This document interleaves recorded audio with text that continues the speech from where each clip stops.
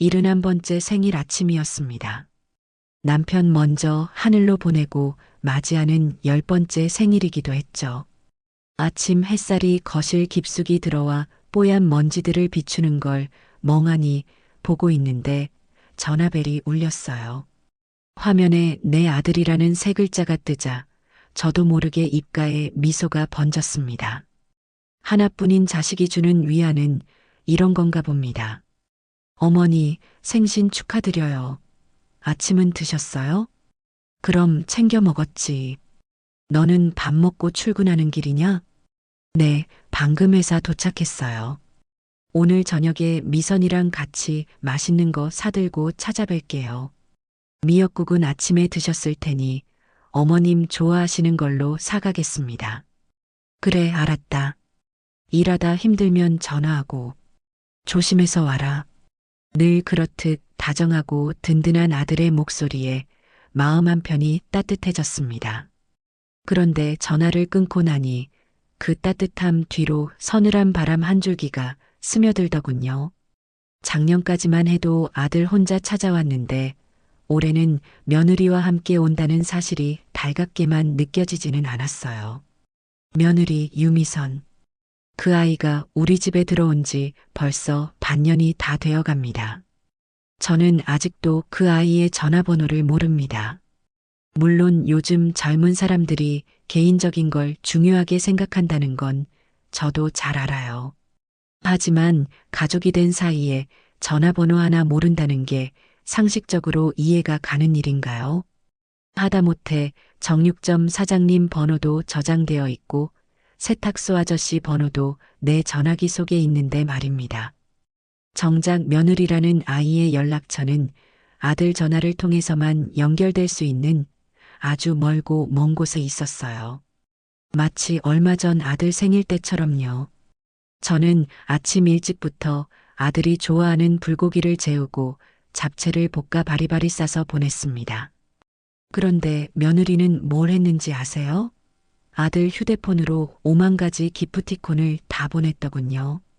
고급 레스토랑 식사권에 비싼 케이크 교환권, 백화점 상품권까지. 참 편리하고 똑똑한 방식이라고 생각했지만 그게 다였어요. 전화 한 통 없었습니다. 모든 것이 아들 휴대폰 안에서 처리되고 끝났죠. 꼭 무슨 비대면 업무 처리 같았달까요? 사람의 온기라고는 찾아볼 수 없는 아주 차가운 방식이었습니다. 그래도 그때는 그냥 넘어갔어요. 요즘 애들은 다 그런가 보다 맞벌이 하느라 바빠서 그런가 보다 애써 좋은 쪽으로만 생각하려고 노력했습니다.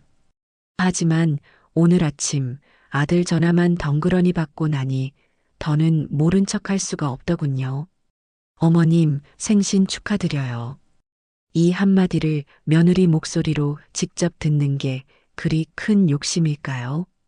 저는 그저 가족이 되고 싶었을 뿐인데 그 아이는 저를 자꾸만 가족 밖으로 밀어내는 것 같았습니다. 그날 저녁 아들 내외는 정말로 양손 가득 음식을 사들고 집에 왔습니다. 며느리는 백화점 포장지에 곱게 싼 스카프를 제게 내밀며 상냥하게 웃었죠. 어머님 생신 축하드려요. 이거 작은 성의예요. 고맙다 새아가. 이런 걸 다 뭘 마음에 드셨으면 좋겠네요. 정식 씨가 어머님은 밝은 색이 잘 어울리신다고 해서 골라봤어요. 말 한마디 한마디가 어찌나 예쁜지 이런 걸 보면 속이 좁은 건 나인가 싶기도 했어요. 하지만 그뿐이었습니다. 며느리는 딱 정해진 예의범절의 선을 넘지 않았고 저 역시 그 선을 넘어갈 구실을 찾지 못했죠. 우리는 마치 잘 아는 사이처럼 웃고 이야기했지만 그 사이에는 보이지 않는 투명한 벽이 가로막고 있는 듯한 기분이었습니다. 식사를 마치고 과일을 깎아내오자 며느리는 휴대폰을 보며 업무와 관련된 통화를 하더군요. 그 모습을 물끄러미 바라보다 결심했습니다. 더는 이렇게 미련하게 기다리지만은 않겠다고요. 며칠 뒤 저는 아들에게 전화를 걸어 반찬 몇 가지 해두었으니 퇴근길에 들르라고 했습니다. 핑계였죠. 며느리 없이 아들 혼자만 불러서 단도직입적으로 이야기하고 싶었습니다. 저녁 늦게 찾아온 아들은 피곤한 기색이 역력했지만 제가 차려준 저녁상 앞에 앉아 밥을 맛있게 먹어주었어요. 역시 엄마 밥이 최고라니까. 맨날 사 먹지 말고 가끔 와서 밥 먹고 가. 미선이는 저녁 잘 챙겨주고? 그럼요. 미선이가 얼마나 꼼꼼한데요. 아침마다 영양제까지 챙겨줘요. 아들 입에서 나오는 며느리 칭찬에 흐뭇한 마음이 들면서도 한편으로는 더 서운해졌습니다. 그렇게 속 깊고 괜찮은 아이가 왜 나한테만 쌀쌀맞게 구는 걸까요?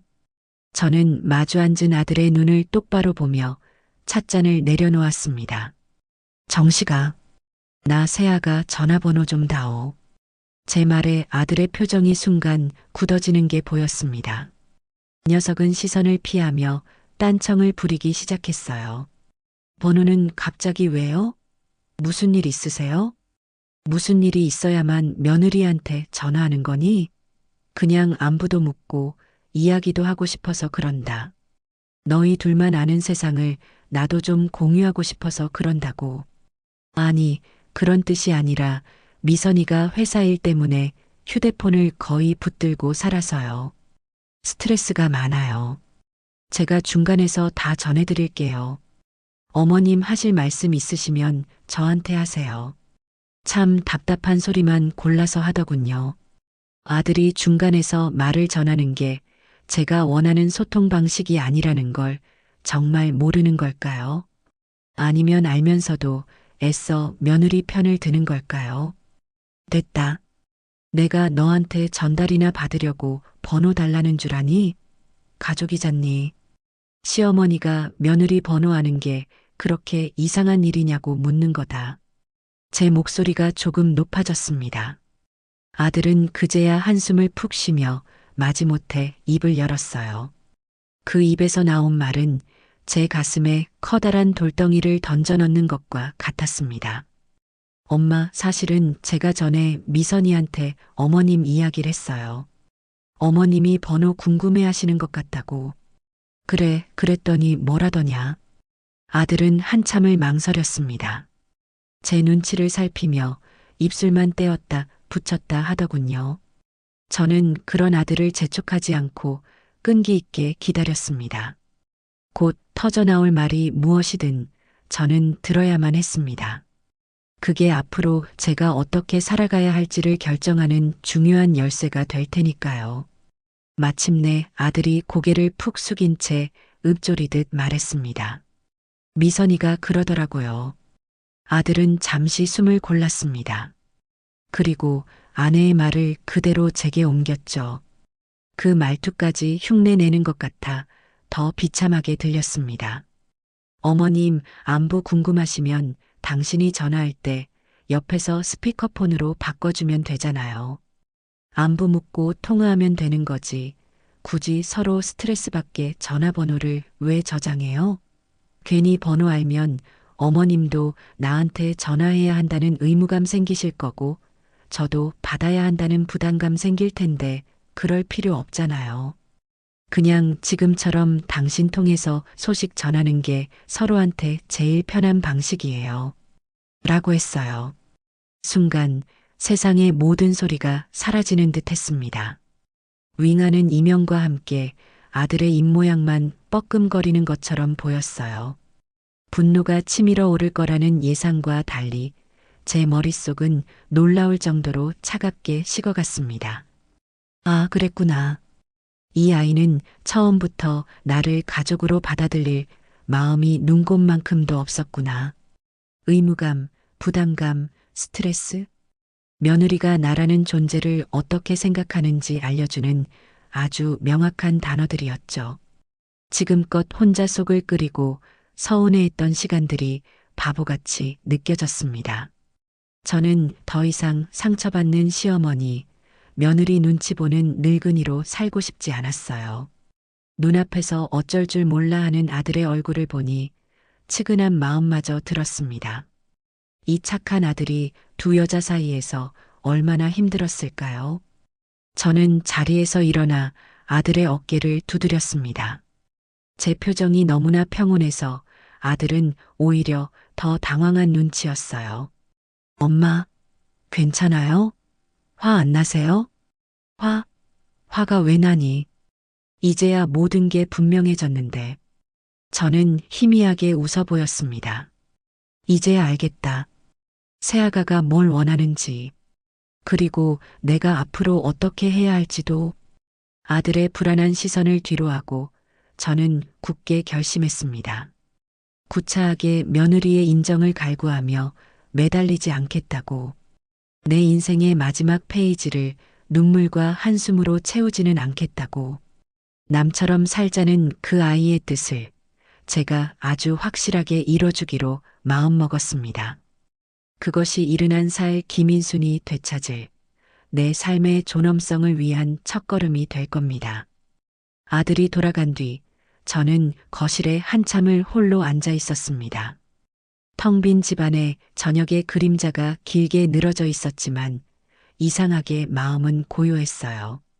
분노나 서러움 같은 감정의 찌꺼기들이 썰물처럼 빠져나간 자리에 단단하고 투명한 어떤 결심 같은 것이 차오르는 기분이었습니다.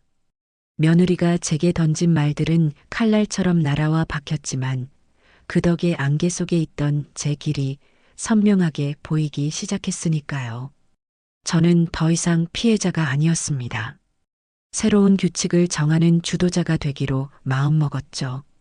주말이 오기만을 기다렸습니다. 그 며칠 동안 저는 집안을 정리했어요.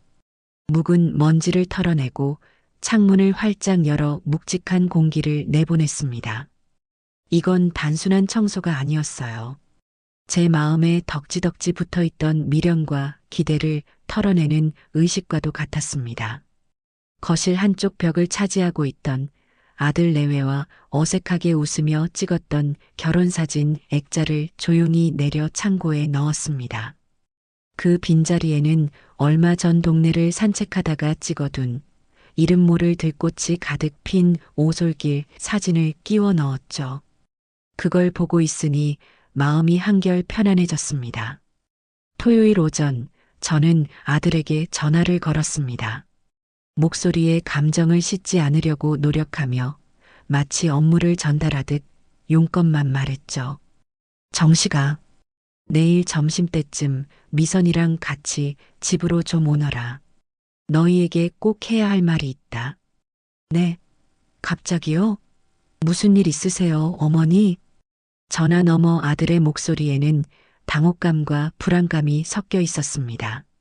며칠 전 그 일이 있은 후로 제게서 처음 오는 연락이었으니 당연한 반응이었겠죠. 별일 아니야. 그냥 내 생각을 정리해서 알려줘야 할 것 같아서 그런다. 부담 갖지 말고 시간 맞춰서 와. 저는 더 이상 말을 잇지 않고 전화를 끊었습니다. 불안해하는 아들에게 구구절절 설명하며 안심시키고 싶은 마음이 조금도 들지 않았어요. 이제부터는 내 감정과 내 시간을 최우선으로 생각하기로 했으니까요. 다음 날 약속한 시간이 되자 초인종이 울렸습니다. 문을 열어주니 예상대로 두 사람의 표정은 잔뜩 굳어 있었어요. 아들은 걱정스러운 얼굴로 제 안색을 살폈고 며느리는 무슨 추궁이라도 당할 사람처럼 입을 꾹 다문 채 경계심을 드러내고 있었습니다. 저는 그런 두 사람에게 아무렇지 않게 웃으며 말했어요.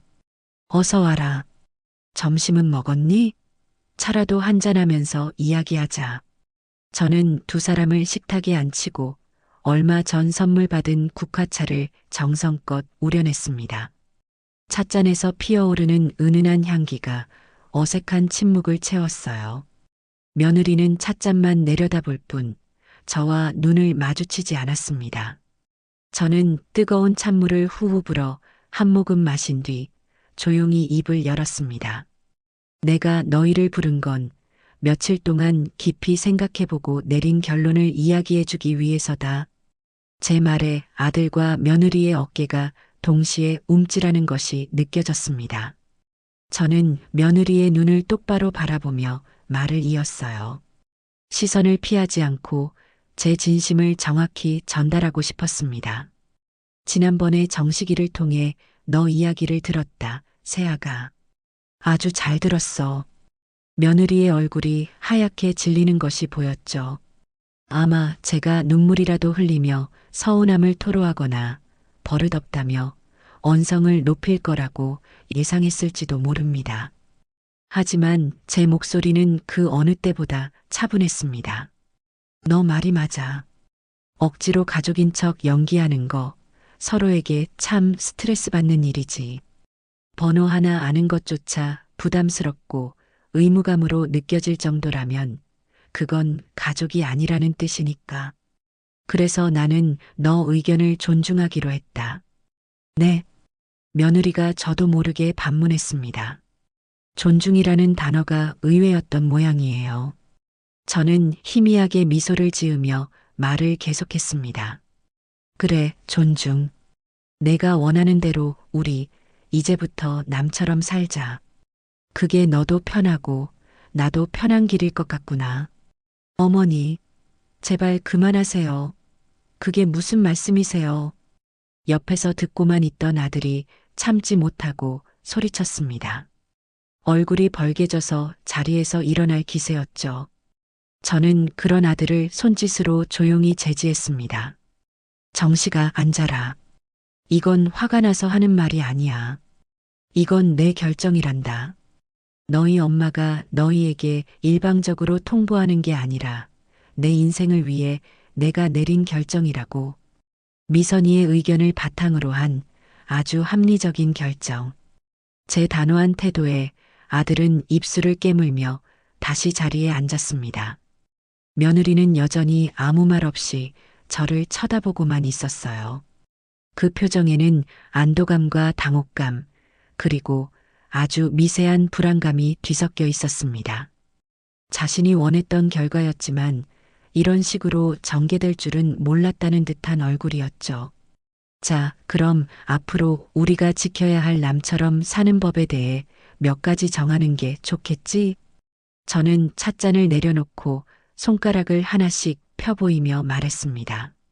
첫째, 앞으로 명절이나 생일, 어버이날 같은 모든 기념일에 서로 연락하거나 찾아오지 않는다. 남끼리는 그런 거 챙기는 거 아니잖니. 너희는 너희끼리, 나는 나대로 자유롭게 보내는 거야. 어머니. 둘째, 용돈이나 선물 같은 금전적인 지원은 일절 사양하겠다.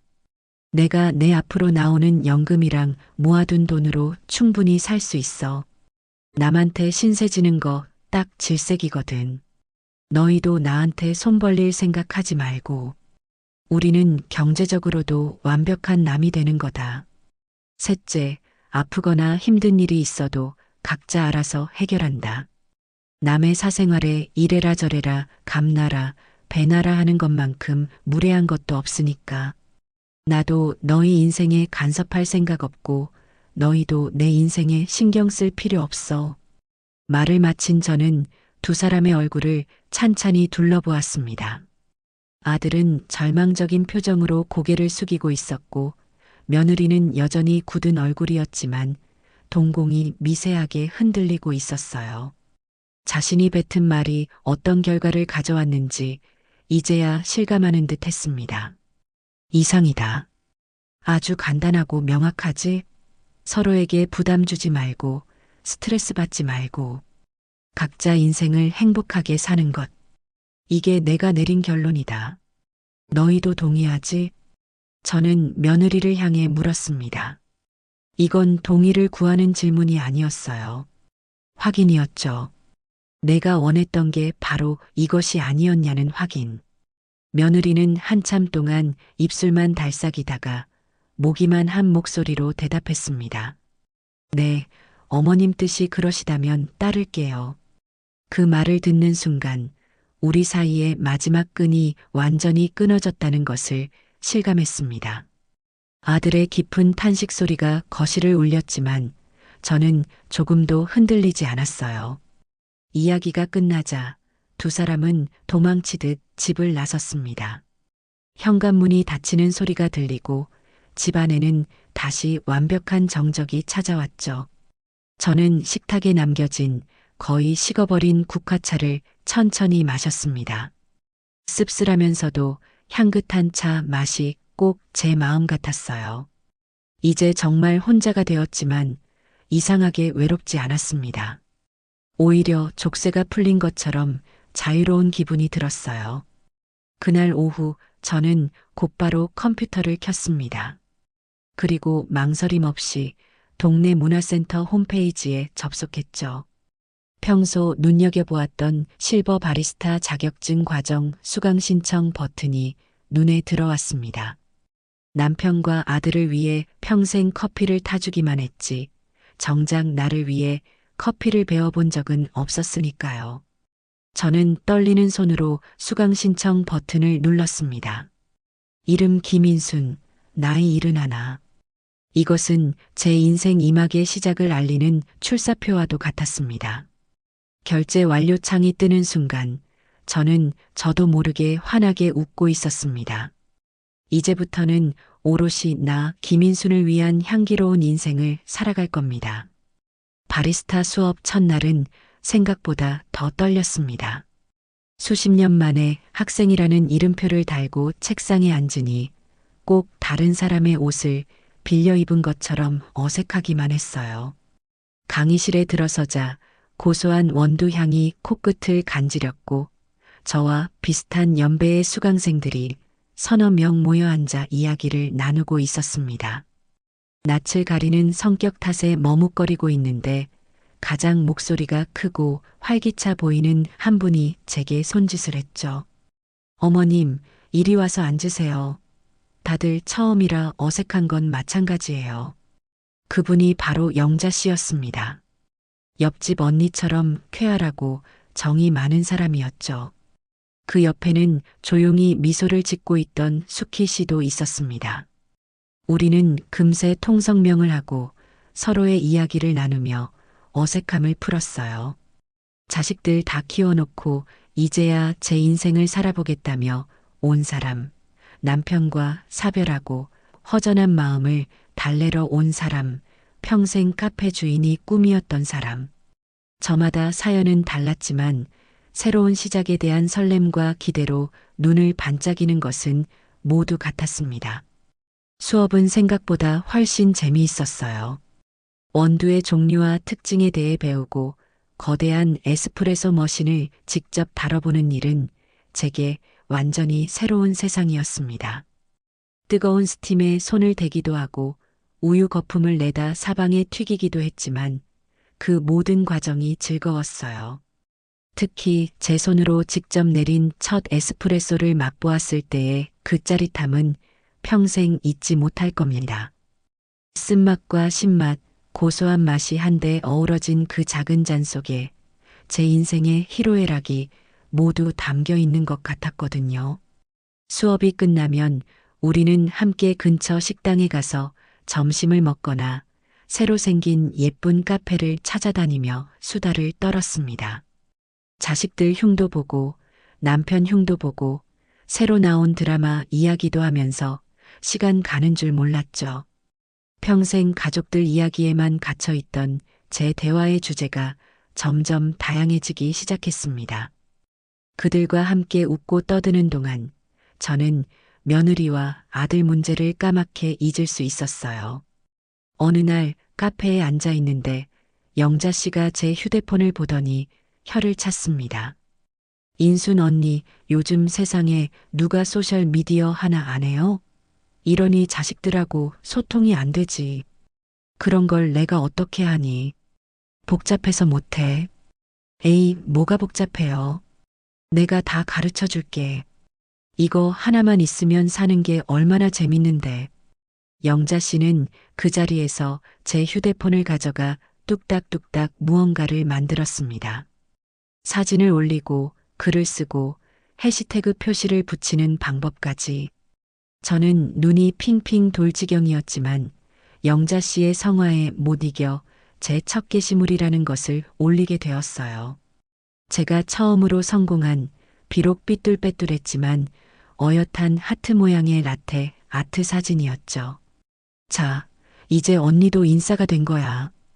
영자 씨의 말에 다들 까르르 웃음을 터뜨렸습니다.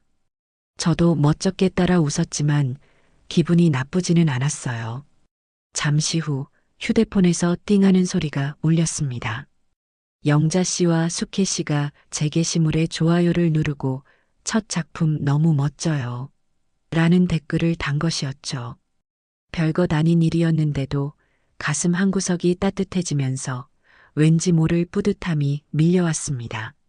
누군가에게 응원받고 인정받는다는 느낌이 이런 것이구나. 새삼 깨닫게 되었죠.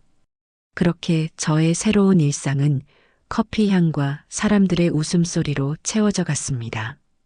그러던 어느 날 저녁 한창 친구들과 단체 채팅방에서 수다를 떨고 있는데 아들에게서 전화가 걸려왔습니다.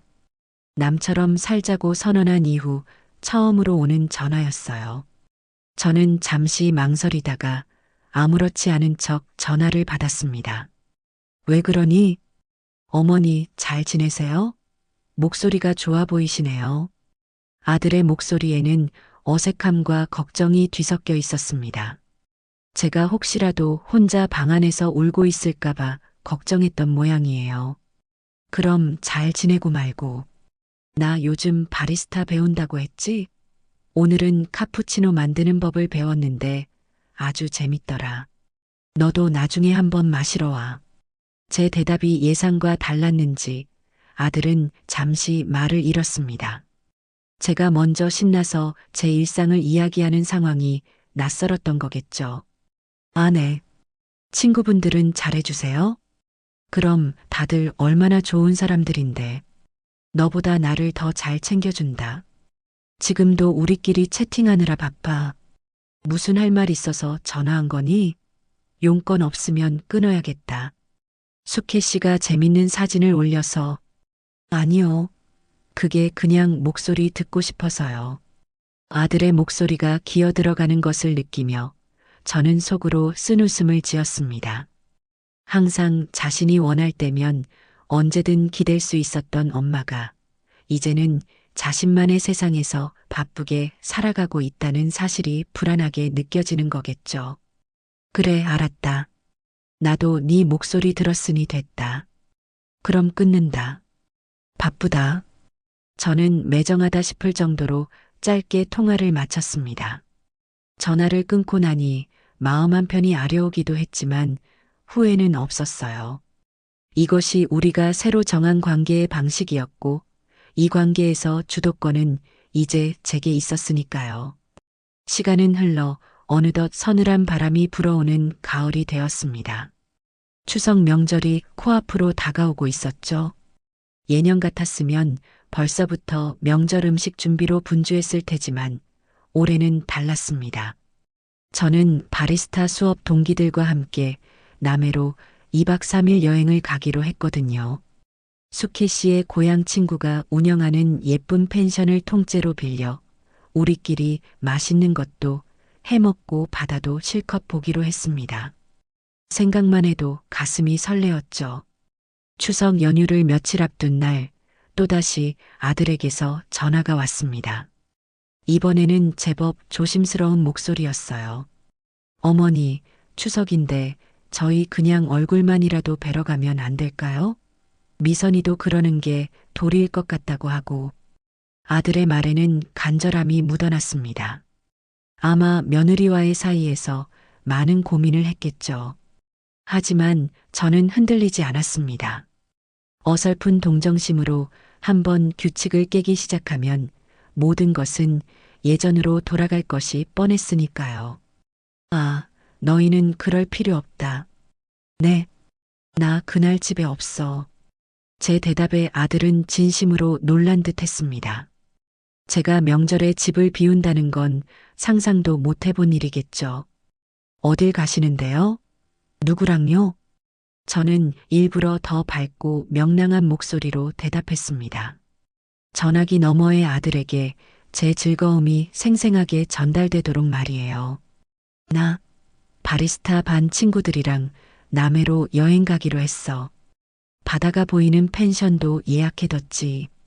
가서 회도 실컷 먹고 독일 마을 구경도 할 거야.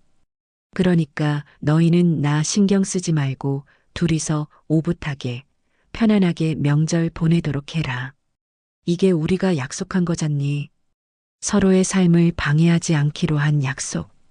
전화기 너머로 아들의 긴 침묵이 흘렀습니다.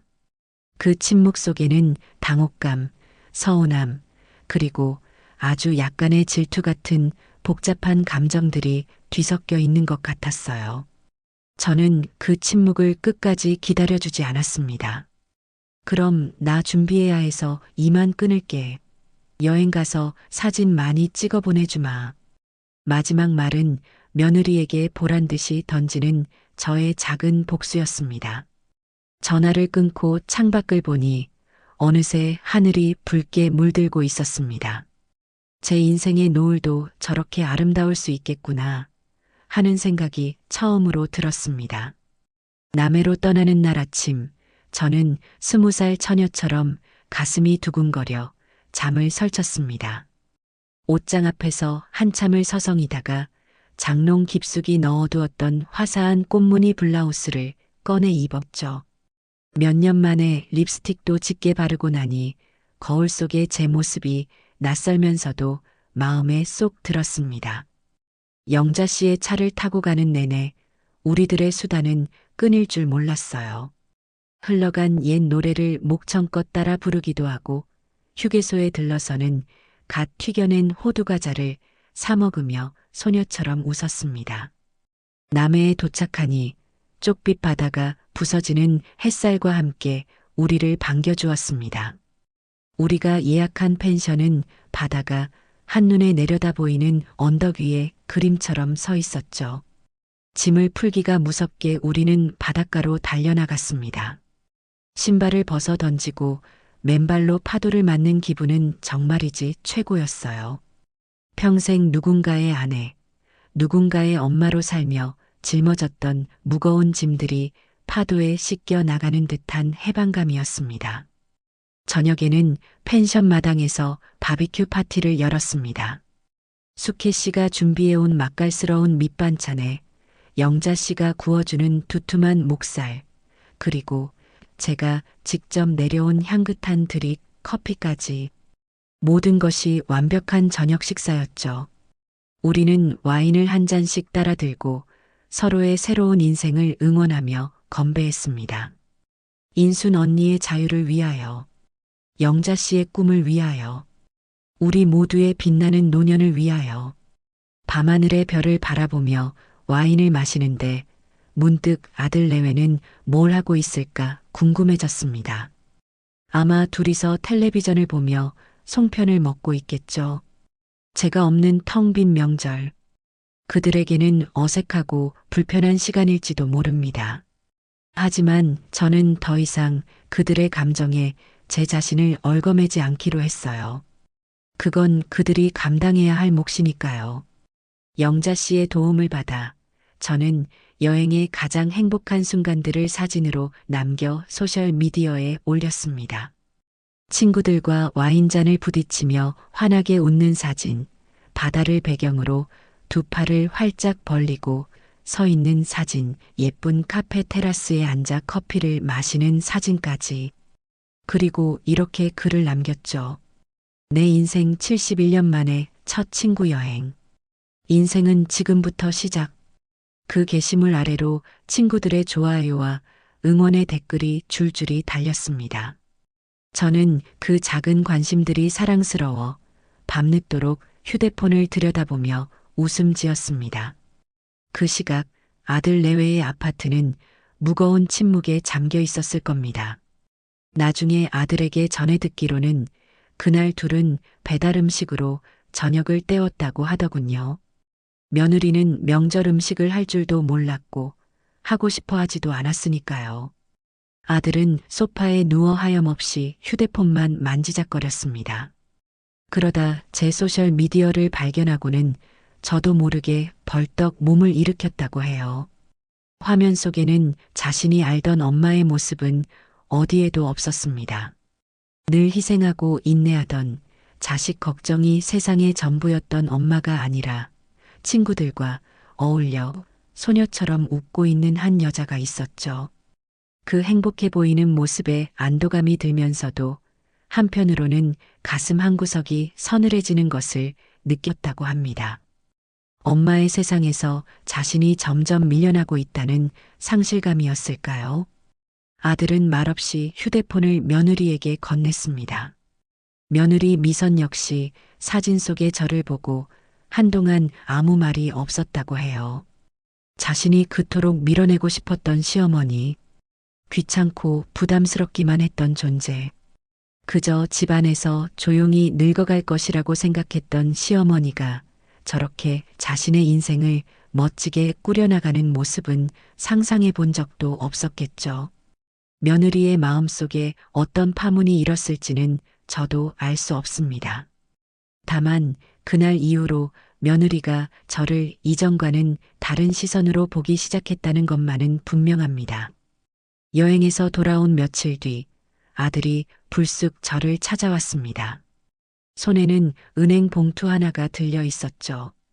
녀석은 멋쩍게 머리를 극적이며 봉투를 제게 내밀었습니다. 어머니, 용돈이에요. 여행 다녀오시느라 돈 많이 쓰셨을 텐데. 저는 커피 그라인더에서 시선을 떼지 않은 채 무심하게 대답했습니다. 필요 없다. 가져가.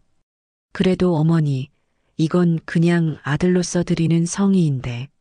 정식아. 저는 하던 일을 멈추고 아들의 눈을 똑바로 쳐다봤습니다. 제 목소리는 낮고 단호했어요. 우리 약속한 건 지키자. 남끼리는 돈거래하는 거 아니라고 분명히 말했다. 이건 너와 나의 문제가 아니라 나와 너희라는 관계의 문제야. 이 선을 무너뜨리면 모든 게 예전으로 돌아가. 난 그걸 원하지 않아. 제 눈빛이 너무나 확고했던지 아들은 더 이상 아무 말도 하지 못했습니다. 녀석은 봉투를 쥔 채 한참을 우두커니 서 있다가 결국 힘없이 돌아서더군요. 축 처진 아들의 뒷모습을 보니 마음이 아팠지만 저는 끝까지 붙잡지 않았습니다. 아들도 이제는 배워야 했습니다. 모든 관계에는 책임이 따른다는 것을요. 그리고 자신이 한 선택이 어떤 결과를 가져오는지 똑똑히 봐야만 했죠. 그날 밤 저는 아들이 두고 간 원두를 갈아 정성껏 커피를 내렸습니다. 집 안가득 퍼지는 커피 향을 맡으며 저는 다시 한번 다짐했어요. 절대로 흔들리지 않겠다고. 이 향기로운 평화를 빼앗기지 않겠다고 말입니다. 그리고 그 시간 며느리 미선은 자신의 방 침대에 누워 잠 못 이루고 있었다고 합니다. 남편의 풀 죽은 모습을 보고 마음이 편치 않았던 거죠. 자신으로 인해 남편과 시어머니 사이가 돌이킬 수 없이 멀어진 것 같아 죄책감도 들었을 겁니다. 그녀는 밤늦도록 제 소셜 미디어를 몇 번이고 다시 들여다봤다고 해요. 삐뚤빼뚤한 라떼 아트 사진부터 친구들과 함께 찍은 여행 사진까지 하나하나 꼼꼼히 훑어보면서 그녀는 무슨 생각을 했을까요? 도대체 어떤 사람인 거지? 자신이 멋대로 판단하고 재단했던 시어머니라는 틀 안에 가둘 수 없는 낯선 사람 김인순을 마주하며 며느리는 큰 혼란에 빠졌을 겁니다. 자신이 원했던 대로 완벽한 자유를 얻었지만 그 대가로 잃어버린 것이 무엇인지 어렴풋이 깨닫기 시작한 것이겠죠. 그렇게 우리 사이에 보이지 않는 벽에는 아주 작은 균열이 생겨나고 있었습니다. 바리스타 자격증 실기 시험을 보던 날, 제 손은 20살 처녀처럼 가늘게 떨렸습니다. 수십 년 동안 밥솥 버튼은 눈 감고도 눌렀고 아들 반찬 만드는 일에는 도가 텄는데 고작 커피 한 잔 내리는 일이 뭐라고 이리 긴장되는지 모를 일이었죠. 옆에서 함께 시험을 보던 영자 씨가 언니, 청심환이라도 하나 줄까? 하며 눅을 쳤지만 저는 웃음으로 답하며 애써 마음을 다잡았습니다. 제 이름이 호명되고 저는 연습한 대로 심호흡을 한 번 한 뒤 에스프레소 머신 앞에 섰습니다. 결과는 합격이었습니다. 제 이름 옆에 찍힌 합격이라는 두 글자를 보는 순간 대학에 합격한 아들의 이름을 확인했을 때만큼이나 가슴이 벅차올랐어요. 그날 우리는 다 같이 모여 조촐한 축하 파티를 열었습니다. 작은 케이크에 촛불을 켜고 서툰 솜씨로나마 서로에게 직접 내린 커피를 대접하며 한바탕 웃었죠. 제 인생이 이렇게 즐겁고 충만할 수 있다는 것을 저는 71살이 되어서야 비로소 배우고 있었습니다. 제 삶이 이렇듯 향기로운 커피 향으로 채워져 가는 동안 아들 내외의 집에는 무겁고 씁쓸한 침묵이 내려앉고 있었던 모양입니다. 아주 한참 뒤에야, 모든 것이 지나간 뒤에야 저는 아들을 통해 그 시간 동안 며느리에게 어떤 일이 있었는지를 전해 듣게 되었어요. 며느리 미선이가 그토록 날카로운 가시를 세울 수밖에 없었던 그 아이의 뿌리 깊은 상처에 대한 이야기였죠.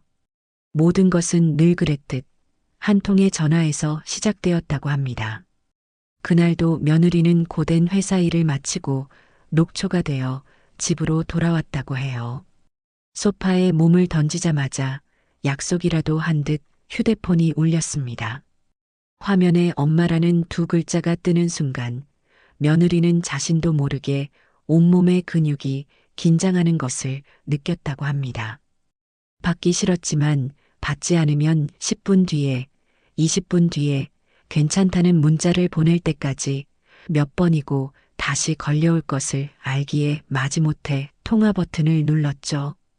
미선아, 이제 들어왔니? 저녁은 먹었고? 시작은 평범한 안부 인사였습니다. 하지만 그 뒤에 이어지는 말들은 결코 평범하지 않았어요. 오늘 시장에 갔는데 너 좋아하는 총각김치가 아주 맛있게 익었더라. 한 통 담아놨으니 주말에 와서 가져가. 아, 오는 김에 아빠 약도 좀 타오고. 병원 들를 시간도 없으시네. 엄마, 나 주말에 회사 일 때문에 바빠서 못 갈 것 같아. 바쁘긴 뭐가 바빠.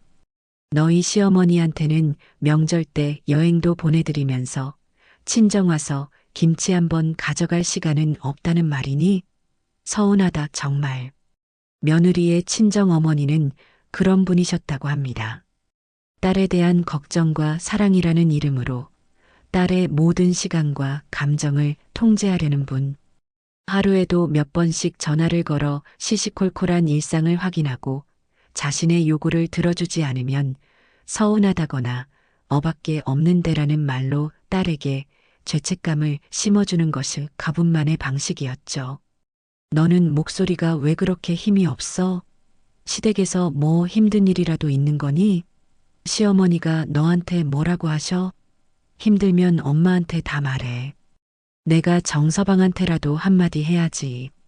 며느리는 질식할 것 같았다고 합니다.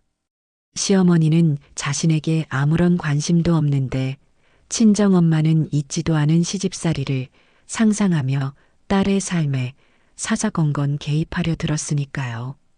그 전화 통화는 며느리의 에너지를 바닥까지 고갈시켰습니다. 전화를 끊고 난 뒤 며느리는 한참 동안이나 소파에 못 박힌 듯 앉아 있었다고 해요. 그녀에게 전화벨 소리는 안부를 묻는 반가운 신호가 아니라 자신의 삶을 올가매는 쇠사슬 소리와도 같았던 겁니다. 며칠 뒤 답답한 마음에 며느리는 가장 친한 친구를 만나 그동안의 일을 털어놓았다고 합니다. 친정 엄마에 대한 하소연을 한참 늘어놓다가 저와의 이야기도 조심스럽게 꺼냈다고 해요. 그래서 내가 처음부터 아예 선을 그어버렸어. 전화번호도 안 알려주고 남처럼 살자고 하시길래 그러자고 했지. 그런데 요즘 정식 씨가 너무 힘들어해. 내가 너무 심했나 싶기도 하고. 친구는 묵묵히 며느리의 이야기를 들어주더니 의외의 말을 던졌다고 합니다. 미선아, 나는 네 마음이 이해는 가. 너희 엄마가 보통 분은 아니시니까. 그런데 말이야, 너는 시어머니라는 사람을 제대로 겪어보지도 않고 너희 엄마랑 똑같은 사람일 거라고 미리 단정해버린 거 아니니? 너 정식 씨 어머님 소셜 미디어 봤다며. 바리스타도 배우시고 친구분들이랑 여행도 다니시고 내가 보기엔 굉장히 멋진 분 같은데 너는 네가 만든 상처에 갇혀서 어쩌면 좋은 인연이 될 수도 있었던 사람을 처음부터 밀어낸 건지도 몰라. 친구의 그 말은 며느리의 마음을 세게 흔들었다고 합니다. 한 번도 해본 적 없는 생각이었으니까요. 언제나 자신은 피해자라고만 생각했지 자신의 방어 기제가 누군가에게는 날카로운 공격이 될 수 있다는 사실을 미처 깨닫지 못했던 겁니다. 그리고 그날 밤 모든 것이 터져 나왔습니다. 여행에서 돌아온 이후 저에게 용돈을 거절당하고 돌아온 아들은 내내 풀이 죽어 있었습니다. 저녁을 먹는 내내 말 한마디 없던 아들의 모습에 며느리는 조심스럽게 물었다고 해요. 정식 씨, 무슨 일 있어요? 왜 그래요? 그 한마디가 도화선이었습니다. 아들은 그동안 꾹꾹 눌러왔던 감정을 터뜨렸습니다. 내가 뭘 어쩌겠어. 어머니는 이제 나를 아들로도 생각 안 하시는 것 같은데 왜 그런 말을 해요? 어머니가 잘 지내셔서 좋은 거 아니었어요? 좋아. 물론 좋지. 그런데 그게 다가 아니잖아. 나는 지금 엄마를 잃어버리는 기분이라고. 우리가 남처럼 살자고 한 이후로 엄마가 얼마나 변했는지 너는 몰라. 모든 걸 혼자서 다 하셔. 나한테 기대려고를 안 하신다고. 그게 어떤 기분인지 알아? 나는 엄마한테 완전히 불필요한 존재가 되어버린 기분이야. 아들의 울분 섞인 목소리에 며느리는 아무 대답도 할 수 없었습니다. 아들이 말을 이었죠. 도대체 왜 그랬어?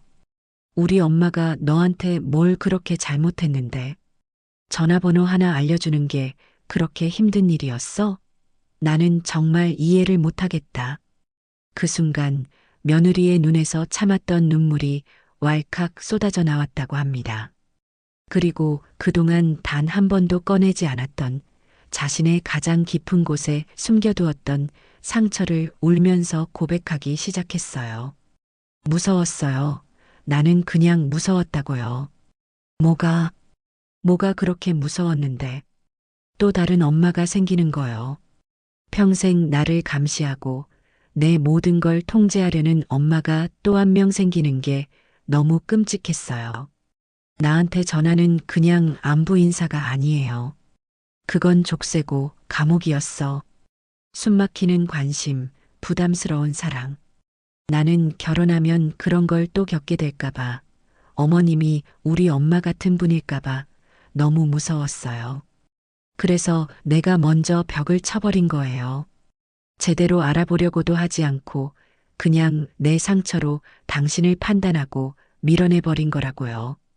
미안해요. 정말 미안해요, 여보. 며느리는 어린아이처럼 서럽게 울며 남편에게 용서를 구했다고 합니다. 그제야 아들은 모든 것을 이해할 수 있었죠. 자신의 아내가 아기를 가졌던 것이 아니라 깊은 상처로 인해 겁에 질려 있었다는 사실을요. 아들은 말없이 우는 아내를 안아주었다고 합니다. 두 사람의 상처와 오해가 비로소 서로에게 가닿는 순간이었습니다. 저는 이 모든 이야기를 한참 뒤에야 아들에게 들었습니다.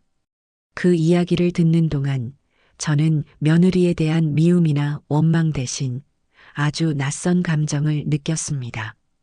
그것은 아마도 연민이었을 겁니다. 가시를 세운 고슴도치처럼 보였던 그 아이의 여린 속살을 저는 아주 조금이나마 이해하게 되었으니까요.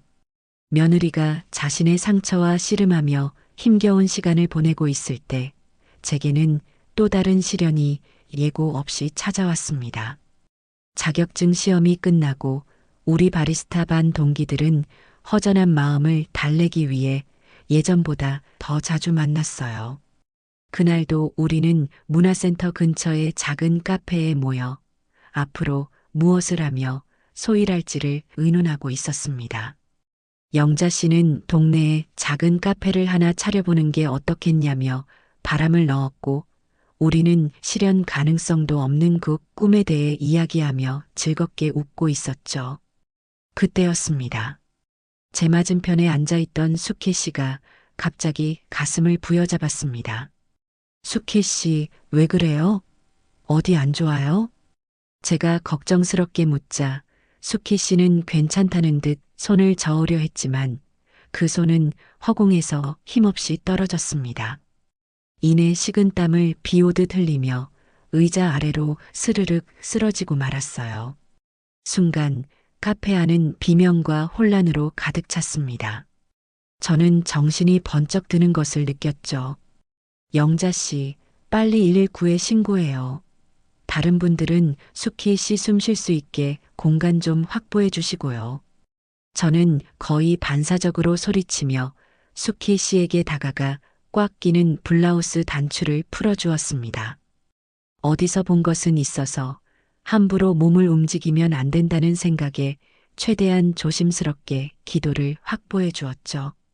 잠시 후 요란한 사이렌 소리와 함께 구급대원들이 들이닥쳤고 수키 씨는 들것에 실려 구급차에 옮겨졌습니다.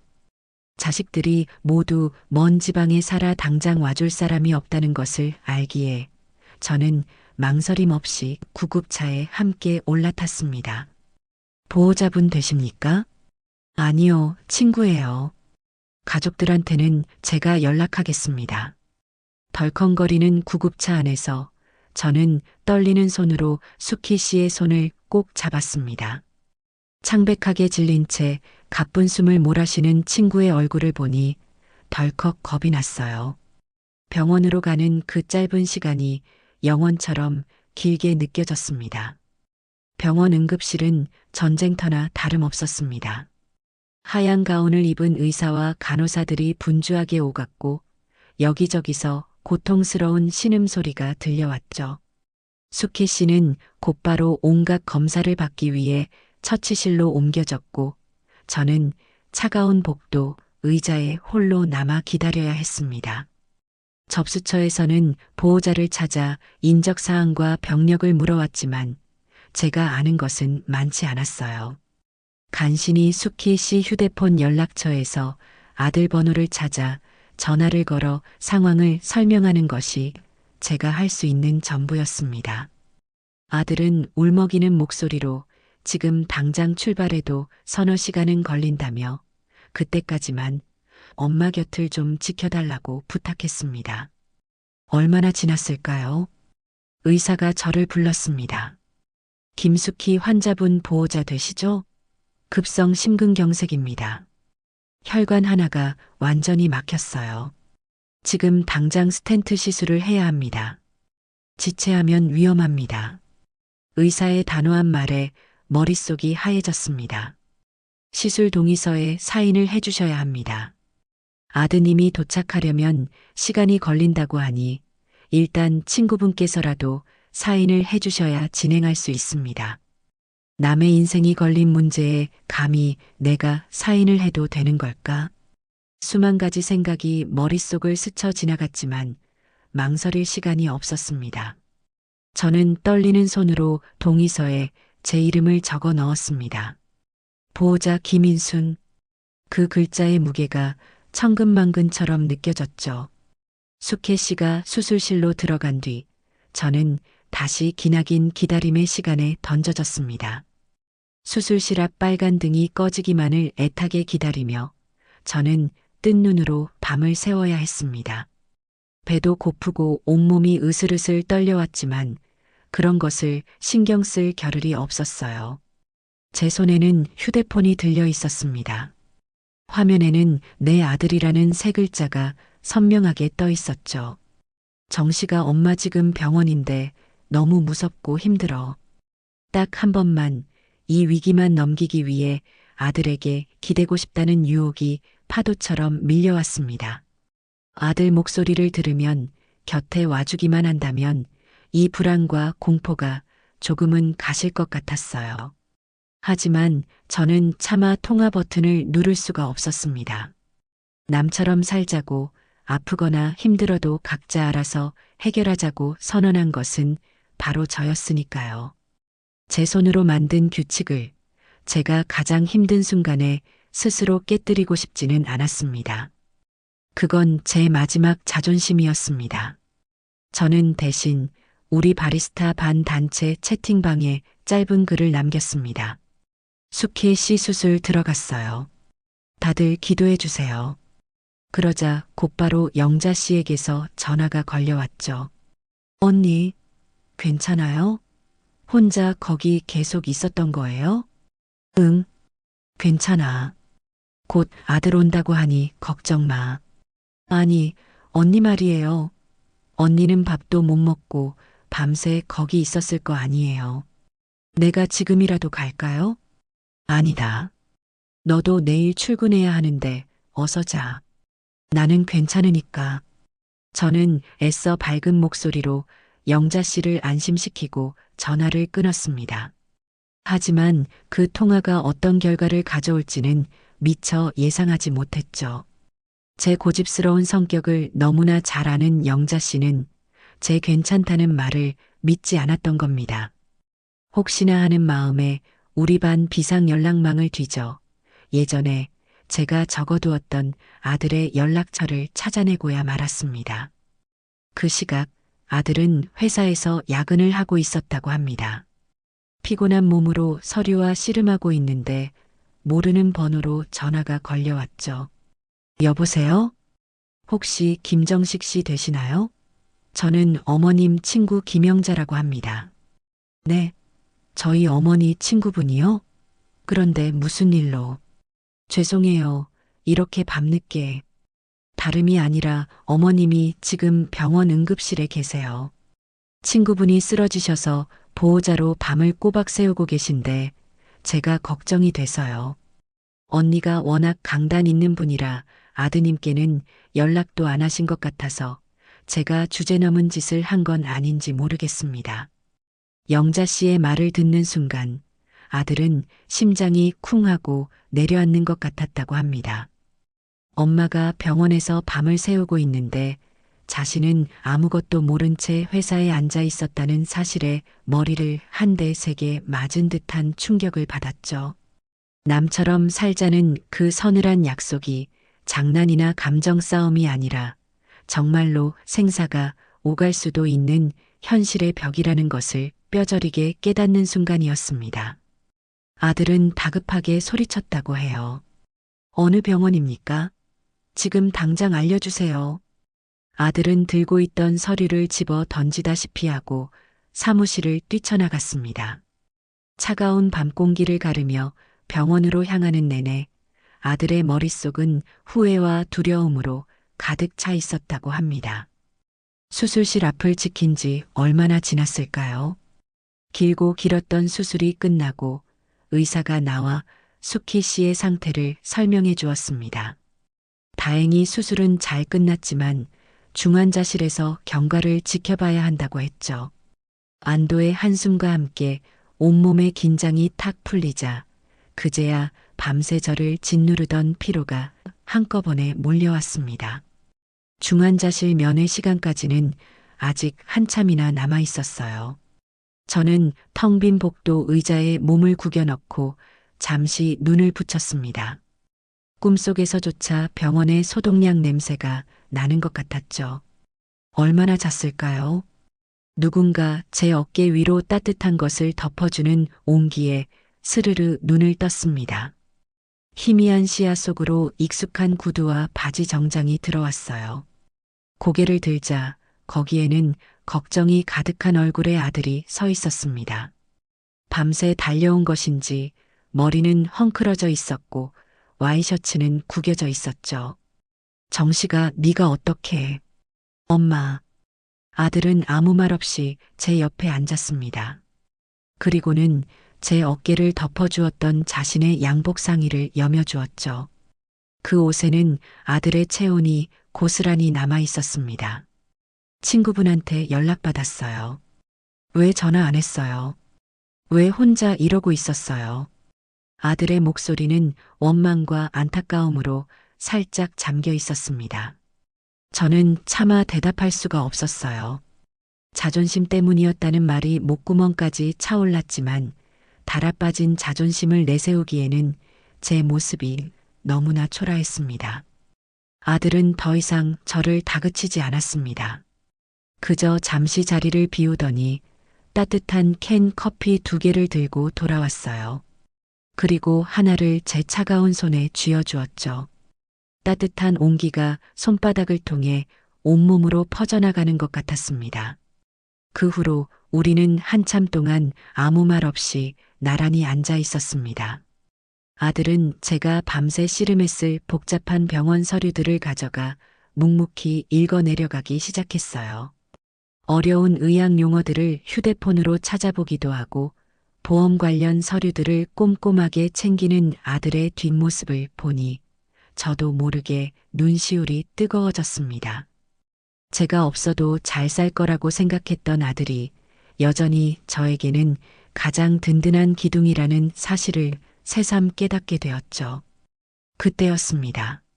복도 저편에서 누군가 조심스럽게 다가오는 것이 보였습니다. 고개를 들어보니 뜻밖에도 며느리 미선이었습니다. 손에는 작은 보온병을 든 채 어쩔 줄 모르겠다는 표정으로 우리를 향해 쭈뼛거리며 서 있었죠. 저는 너무 놀라 아무 말도 할 수 없었습니다. 이곳은 며느리가 가장 오기 싫어할 만한 장소였으니까요. 아들이 먼저 며느리를 발견하고 자리에서 일어났습니다. 며느리는 아들과 몇 마디 짧게 이야기를 나누더니 이내 결심한 듯 제 앞으로 다가왔습니다. 그리고는 고개를 살짝 숙인 채 들고 있던 보온병을 제게 내밀었어요. 어머님 밤새 힘드셨을 텐데 드세요. 며느리의 목소리는 아주 작게 떨리고 있었습니다. 저와 눈도 제대로 마주치지 못했죠. 저는 그 보온병과 며느리의 얼굴을 번갈아 쳐다보았습니다. 제 마음속에서는 수만 가지 감정이 교차했습니다. 이 아이가 여길 왜 왔을까? 아들이 억지로 끌고 온 걸까? 아니면 이것도 그저 며느리로서의 의무감 때문일까? 오래된 원망과 불신이 고개를 들려 했지만 저는 며느리의 지친 눈동자에서 진심 어린 걱정의 빛을 발견할 수 있었습니다. 우리 세 사람 사이에는 무겁고 긴 침묵이 흘렀습니다. 아들은 숨을 죽인 채 저와 며느리 사이에서 일어나는 이 조용한 줄다리기를 지켜보고 있었죠. 여기서 내가 이 손길을 거절한다면 우리 사이의 벽은 영원히 허물어지지 않을지도 모릅니다. 반대로 내가 이 손길을 잡는다면 모든 것이 달라질 수도 있겠죠. 저는 천천히 손을 뻗어 며느리가 내민 보온병을 받아들었습니다. 그 과정에서 우리의 손가락이 아주 잠깐 스쳤어요. 차갑게 식어있던 제 손등에 며느리의 따뜻한 온기가 전해졌습니다. 고맙다. 제 입에서 나온 그 한마디에 며느리는 안도한 듯 작게 숨을 내쉬었습니다. 저는 보온병 뚜껑을 열었습니다. 그러자 김이 모락모락 피어오르며 고소한 전복죽 냄새가 코끝을 간지렸어요. 저는 뚜껑에 죽을 조금 덜어 천천히 한 숟가락 떠먹었습니다. 밤새 아무것도 먹지 못해 쓰렸던 속에 따뜻하고 부드러운 죽이 들어가자 온몸이 녹아내리는 것 같았습니다. 이건 그냥 음식이 아니었어요. 며느리가 밤새 고민하고 미안해하며 저를 걱정했던 마음이 고스란히 담겨 있는 따뜻한 위로였습니다. 저는 말없이 죽을 몇 숟가락 더 떠먹었습니다. 그 모습을 지켜보던 아들의 얼굴에도 며느리의 얼굴에도 아주 옅은 미소가 번지는 것을 볼 수 있었죠. 수많은 말도 거창한 화해도 없었습니다. 하지만 그 차가운 병원 복도에서 우리는 따뜻한 죽 한 그릇을 사이에 두고 아주 오랫동안 꽁꽁 얼어붙어 있던 서로의 마음을 조금씩 녹이고 있었습니다. 그것은 분명 새로운 시작을 알리는 아주 작은 신호였습니다. 숙혜 씨가 중환자실에서 일반 병실로 옮겨지던 날 병원 복도에는 비로소 안도의 공기가 감돌았습니다. 창백했던 친구의 얼굴에 희미하게나마 혈색이 돌아오는 것을 확인하고 나서야 며칠 동안 제 온몸을 짓누르던 육중한 돌덩이가 사라지는 기분이었죠. 멀리서 한 걸음에 달려온 수케 씨의 아들은 제 손을 두 손으로 부여잡고 연신 고개를 숙였습니다. 눈가가 붉게 상기된 젊은이는 제게 은인이라도 되는 듯 거듭 감사 인사를 전했어요. 아닙니다. 친구로서 당연히 해야 할 일을 한 것뿐이에요. 수케 씨가 저렇게 잘 버텨준 게 고마울 따름이죠. 저는 그 청년의 손을 마주 잡으며 다독였습니다. 그동안의 경과와 의사 선생님의 소견, 제가 서명했던 수많은 서류 뭉치를 아들 내외와 함께 수케 씨아들에게 차근차근 인계했습니다. 아들은 어려운 의학 용어들을 알기 쉽게 풀어 설명했고, 며느리는 보험 처리에 필요한 서류들을 항목별로 꼼꼼하게 정리해 주었죠. 그 모습을 가만히 지켜보는 제 마음속에서는 뭐라 형언하기 힘든 감정의 파도가 일렁였습니다. 삐걱거리던 톱니바퀴들이 마침내 제자리를 찾아 맞물려 돌아가기 시작한 것처럼 우리는 어느새 하나의 팀이 되어 있었습니다. 불과 며칠 전까지만 해도 상상조차 할 수 없었던 아주 낯설고도 가슴 벅찬 풍경이었어요. 병원 일을 마무리 짓고 집으로 돌아오는 차 안은 무척이나 조용했습니다. 아들은 묵묵히 운전대를 잡았고 며느리는 조수석에서 창밖만 바라보았죠. 하지만 그 침묵은 예전에 가시돋친 침묵과는 극열이 달랐습니다. 그것은 폭풍이 지나간 뒤의 고요함, 서로에게 무슨 말을 건네야 할지 몰라 조심스럽게 숨을 고르는 신중한 침묵이었습니다. 저는 뒷좌석에 앉아 눈을 감은 채 병원에서 있었던 일들을 천천히 복기했습니다. 제 어깨를 덮어주던 아들의 따뜻한 외투, 그리고 제 손에 전해지던 며느리의 온기가 담긴 보온병. 그 두 가지의 기억만으로도 마음이 훈훈해지는 것 같았죠. 집에 도착하자마자 저는 꼬박 하루를 앓듯이 잠만 잤습니다. 긴장이 풀린 온몸의 뼈마디가 삐걱거리는 소리를 냈지만 일어났을 때의 정신은 오히려 갓 닦아낸 유리창처럼 맑고 투명했어요. 이번 일은 제게 아주 중요한 깨달음을 주었습니다. 제가 스스로 세웠던 남처럼 살자는 견고한 규칙은 외부의 공격으로부터 저를 지키기 위한 훌륭한 방패였지만 동시에 위기의 순간에 저를 세상으로부터 완벽히 고립시키는 감옥이 될 수도 있다는 것을요. 그리고 그 두꺼운 감옥벽에 예상치 못한 작은 문을 내준 것은 다름 아닌 며느리가 내밀었던 죽 한 그릇이었습니다. 하지만 문을 열어준 것만으로는 충분하지 않았어요. 우리는 그 문을 통해 안으로 들어가 식탁에 마주 앉아 서로의 얼굴을 똑바로 보고 진짜 이야기를 시작해야만 했습니다. 더 이상 미룰 수 없는 우리가 반드시 치러내야 할 과정이었죠. 저는 잠시의 망설임 끝에 아들에게 전화를 걸었습니다. 목소리를 가다듬고 최대한 담담하게 용건을 말했어요.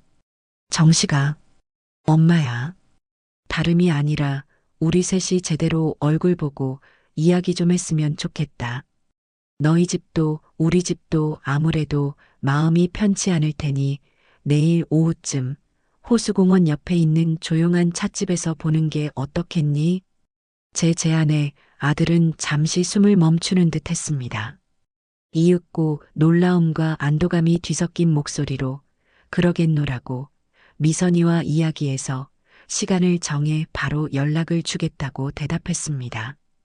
그 목소리에는 아주 오랜만에 활기가 돌았죠. 약속한 날 저는 일부러 30분 정도 먼저 찻집에 도착했습니다. 통유리창 너머로 가을 햇살에 반짝이는 호수가 그림처럼 펼쳐져 있는 참으로 고즈넉한 공간이었어요. 가게 안에는 은은한 나무향과 묵향이 배어 있어 들끓는 마음을 차분히 가라앉히기에 더없이 좋았습니다. 저는 창가 자리에 앉아 따뜻한 대추차를 한 잔 주문했습니다. 이윽고 찻집 문이 열리며 아들과 며느리가 들어섰습니다. 두 사람의 얼굴에는 마치 중요한 시험을 앞둔 수험생처럼 비장함마저 감돌고 있었죠. 먼저 와 계셨네요, 어머님. 그래, 길이 막힐까봐 서둘렀더니 조금 일찍 왔구나. 앉아라. 우리는 잠시 동안 차를 마시며 창밖 풍경을 바라보았습니다. 누구도 선뜻 먼저 입을 열지 못했죠. 저는 찻잔을 데우는 뜨거운 수증기를 바라보다가 이 어색한 침묵을 깨야 하는 사람이 바로 나라는 것을 깨달았습니다. 제가 먼저 마음을 열지 않으면 저 아이들은 평생 제 앞에서 입을 다물고 말 겁니다. 병원에서 끓여다 준 그 죽 말이다. 제가 운을 떼자 며느리의 어깨가 움찔하는 것이 느껴졌습니다. 참 맛있게 잘 먹었다. 밤새 아무것도 못 먹어 쓰렸던 속이 그 죽 한 그릇에 다 풀리는 것 같았어. 제 말에 며느리는 고개를 번쩍 들었습니다. 아마 제가 병원에서의 일을 이렇게 담담하게 꺼낼 줄은 몰랐던 모양이에요. 꾸짖음이나 원망이 아닌 따뜻한 칭찬으로 대화를 시작하는 제 방식이 낯설었겠죠. 아, 입에 맞으셨다니 정말 다행이네요. 고맙다, 새아가. 내가 안다. 그 정신없는 상황에 그 밤중에 거기까지 일부러 찾아온다는 게 결코 쉬운 일이 아니었다는 거. 네가 내민 그 죽그릇에 네 마음이 고스란히 담겨 있다는 것도. 제 진심 어린 인사에 며느리의 눈가가 파르르 떨리더니 이내 붉게 물들기 시작했습니다. 옆에 앉은 아들이 말없이 며느리의 손을 가만히 잡아주었죠. 그 작은 격려에 용기를 얻었는지 며느리는 큰 숨을 한번 내쉬고는 마침내 제 눈을 똑바로 바라보았습니다. 그리고 아주 오랫동안 자기 안에 단단하게 가둬두었던 아프고 서러웠던 이야기들을 하나씩 꺼내놓기 시작했습니다. 어머님, 제가 그동안 어머님께 정말 죄송했습니다. 며느리는 자신의 친정 어머니에 대한 이야기를 했습니다.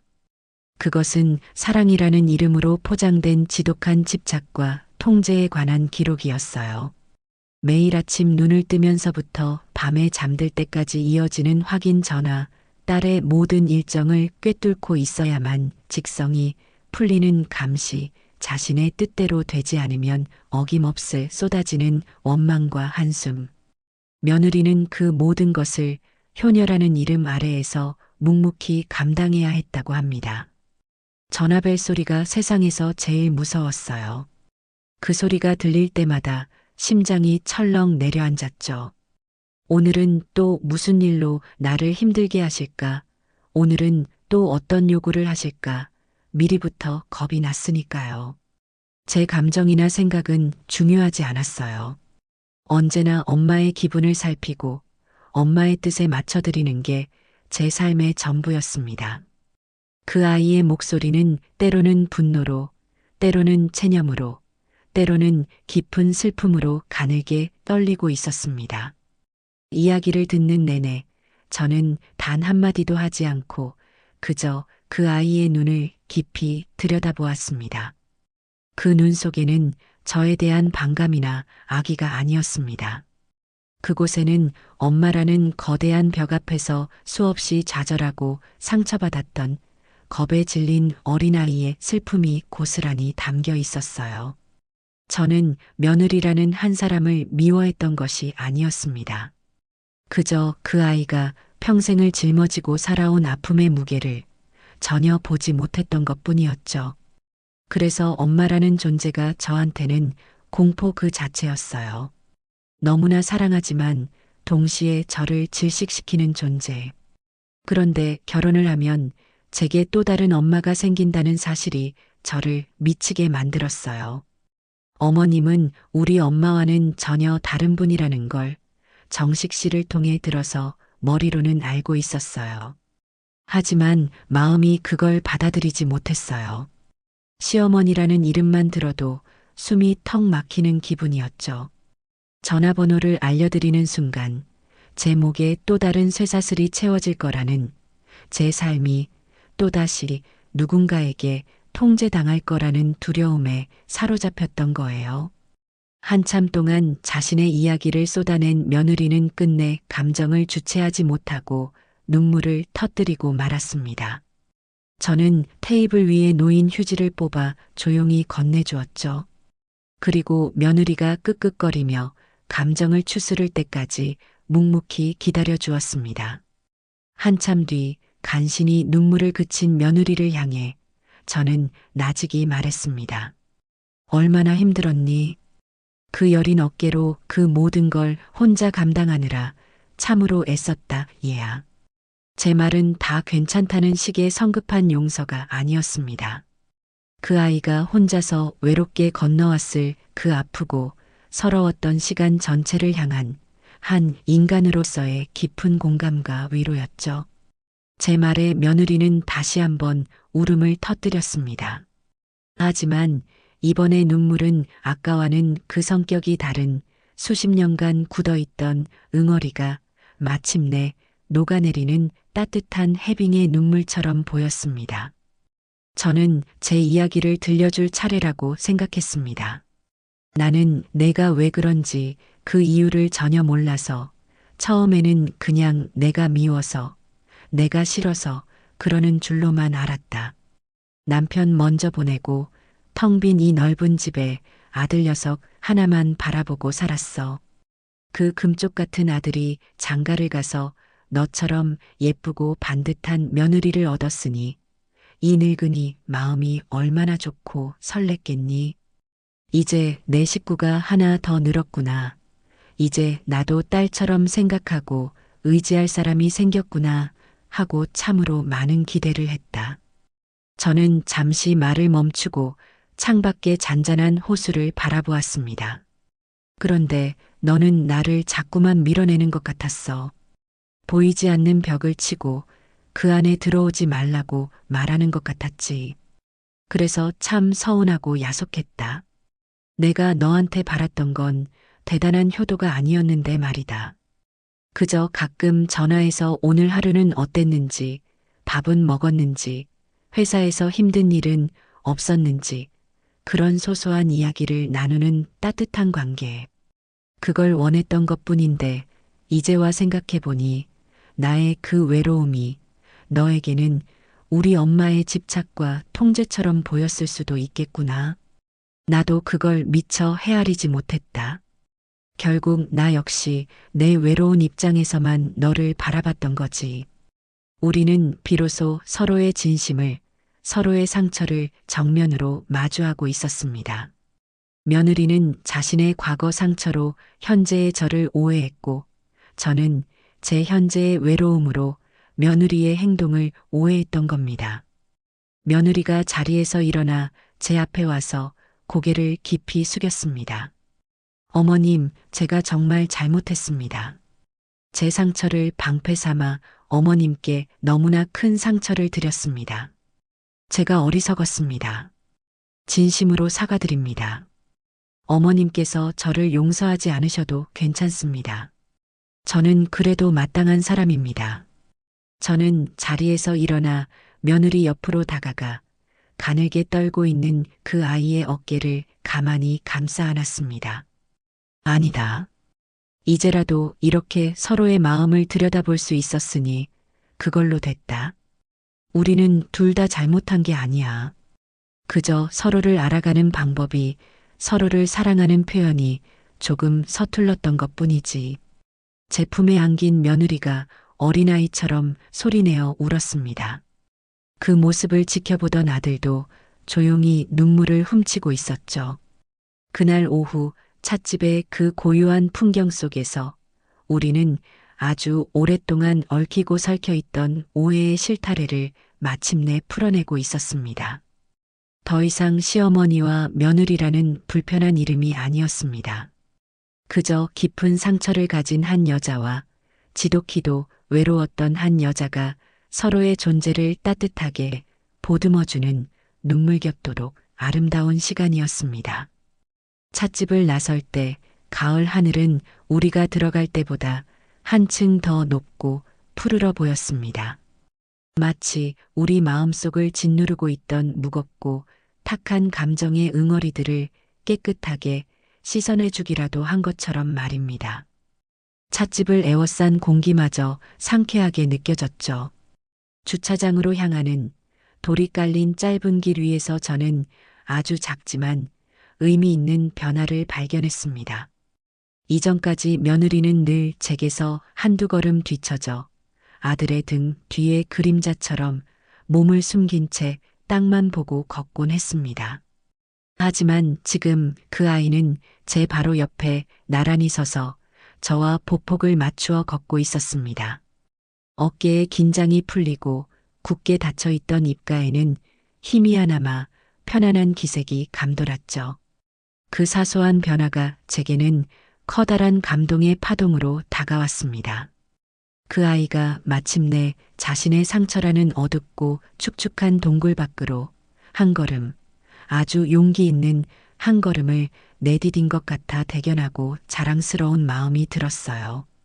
주차장에 거의 다다랐을 때였습니다. 차에 타기 직전 며느리가 무언가 큰 결심이라도 한 듯 저를 불러 세웠습니다. 그 목소리에는 이전에는 느낄 수 없었던 단단한 심지가 박혀 있었죠. 어머님, 잠시만요.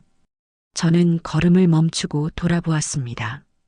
며느리는 주머니에서 자신의 휴대폰을 꺼내 제게 두 손으로 공손히 내밀더군요. 그 아이의 얼굴에는 아직 수줍음이 남아 있었지만 두 눈은 더 이상 저를 피하지 않고 똑바로 마주보고 있었습니다. 그 눈빛에는 흔들림 없는 결의가 서려 있었어요. 제 번호예요.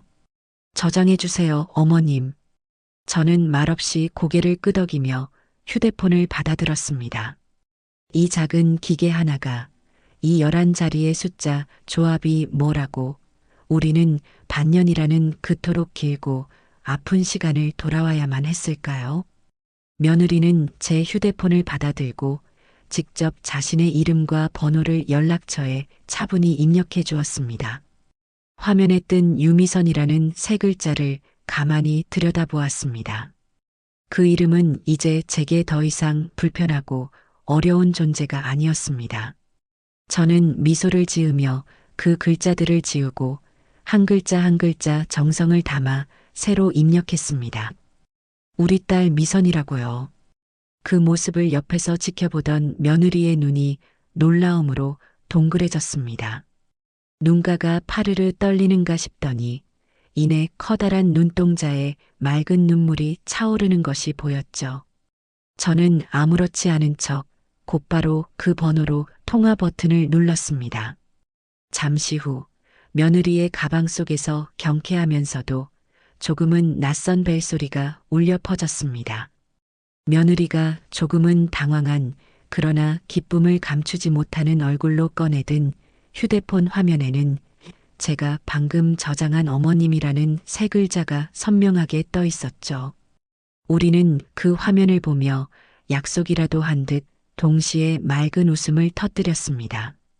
그 웃음소리가 텅 빈 주차장을 가득 채웠고 그동안 우리를 짓누르던 마지막 어색함의 잔재마저 가을바람에 흩날려 보내는 듯 했습니다. 반년이라는 길고 아픈 시간을 돌아 우리는 마침내 세상 가장 평범하고도 위대한 방식으로 서로에게 온전히 연결된 겁니다. 저는 차에 오르기 전 행복한 미소를 짓고 있는 두 사람을 돌아보며 말했습니다. 자, 이제 서로 번호도 알게 됐으니 이걸로 다 끝난 걸까? 아들과 며느리는 제 질문의 진짜 의도를 몰라 어리둥절한 표정으로 저를 바라보았습니다. 저는 온화하지만 단호한 미소를 지으며 말을 이었죠. 아니, 내 생각은 조금 달라. 이제부터가 진짜 시작이지. 어렵게 연 이 마음의 문을 다시는 닫지 않으려면 우리에게는 새로운 지혜가 필요해. 우리는 이제 예전처럼 서로에게 상처 주는 방식으로도 또 내가 그토록 두려워했던 서로를 올가매고 구속하는 방식으로도 살면 안 돼. 우리에게는 우리만의 새롭고 건강한 규칙이 필요하다는 뜻이야. 우리는 차에 오르는 대신 근처 호수가 내다보이는 벤치에 나란히 앉았습니다. 얼굴을 스치는 가을바람에는 상쾌한 풀내음과 흙내음이 섞여 있었고 멀리서 아이들이 웃고 떠드는 소리가 평화롭게 들려왔습니다. 미선아, 찻집에서 내 이야기를 들으면서 그리고 요즘 내 삶을 살면서 내가 깨달은 게 있다. 너는 너대로 치열하고 바쁜 인생이 있고 나도 이제는 나만의 새로운 삶이라는 게 생겼어. 바리스타 수업도 가야 하고 친구들이랑 등산 약속도 잡아야 하고 새로 나올 디저트 레시피도 연구해야 하고 생각보다 아주 바쁜 몸이야. 제 너스레의 며느리가 마침내 소리를 내어 작게 웃었습니다. 경계심이 완전히 풀어진 참으로 예쁜 웃음이었습니다. 그러니 예전처럼 서로에게 부담을 주는 관계는 애초에 만들지 말자. 그건 너도 나도 결국 원치 않는 방식일 테니 내가 나를 위해 너의 시간을 억지로 희생할 필요도 없고 내가 너에게 무언가를 바라며 서운해할 필요도 없어. 대신 아주 작지만 소중한 약속을 하나 정하는 건 어떨까? 네, 어머님.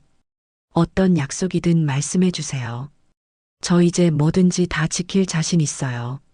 며느리의 목소리에는 굳은 의지와 함께 진심 어린 열의가 실려 있었습니다. 일주일에 딱 한 번, 우리가 가장 편안하고 여유로운 시간인 일요일 저녁 8시에 딱 10분만 통화하는 거야. 길게 할 필요도 없어. 길어지면 오히려 부담이 될 수 있으니. 그저 그 주에 있었던 소소한 이야기를 나누는 거지. 이번 주에는 이런 일이 있었어요. 어머님은 어떻게 지내셨어요? 하고 말이야. 이건 서로를 감시하거나 의무감으로 하는 숙제가 아니야.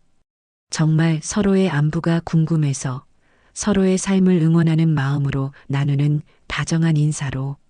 물론 정말 급하거나 도움이 필요한 일이 생기면 그땐 시간과 요일에 상관없이 언제든 제일 먼저 전화하는 거고. 어떠니? 제 제안에 며느리의 얼굴이 환하게 밝아졌습니다.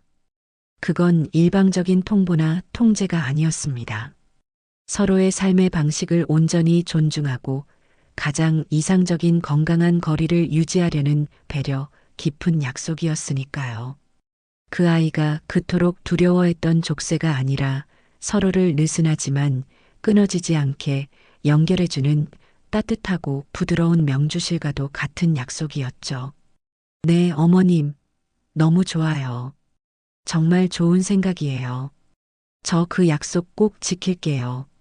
옆에서 가만히 듣고만 있던 아들은 그제야 온전히 안심이 되는지 그동안의 마음고생이 다 씻겨나간 듯한 아주 편안하고 행복한 표정을 지었습니다. 그렇게 우리는 새로운 가족의 헌법 제1조를 아름다운 가을 햇살 아래에서 만장일치로 통과시켰습니다. 그 주 일요일 저는 약속 시간인 8시가 다가오자 저도 모르게 휴대폰을 옆에 두고 만지작거렸습니다. 첫 데이트 약속을 앞둔 처녀처럼 조금은 긴장되고 기분 좋게 설레는 마음이었죠. 제가 먼저 걸어야 하나 아니면 기다려야 하나 잠시 고민하고 있는데 정확히 8시 정각에 전화벨이 울렸습니다. 우리 딸 미선이라는 이름이 화면에 뜨는 순간 저도 모르게 활짝 미소를 지었죠. 여보세요? 미선이냐? 네, 어머님. 저 미선이에요. 주말 잘 보내셨어요? 우리의 첫 공식적인 통화는 그렇게 시작되었습니다. 처음 몇 분간은 무슨 말을 해야 할지 몰라 서로 날씨가 많이 쌀쌀해졌죠? 라거나 저녁은 드셨어요? 같은 의례적인 이야기만 하는 등 서먹한 기운이 감돌았지만 우리는 약속한 10분을 의미 있는 시간으로 채우기 위해 서로 노력했어요. 저는 새로 개발한 사과 시나몬 라테 레시피에 대해 신이 나서 이야기했습니다. 사과의 상큼함과 시나몬의 향이 얼마나 잘 어울리는지, 우유 거품은 어떻게 내야 더 부드러운지에 대해 설명했죠.